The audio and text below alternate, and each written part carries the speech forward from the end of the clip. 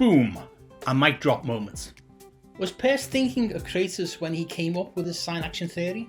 Absolutely not. That would be absurd. Remember, he was a philosopher, a founder of pragmatism, a theorist, a mathematician, and a great thinker, but his language is obtuse. Today's episode has taken me personally years to think about what he meant and how it can map to creative's ideation. To explain it in designer-centric context, I have had to consider how true am I being to his theory compared to how can his thinking enhance visual communication practice. How did I even begin to go from obtuse theory into practical application?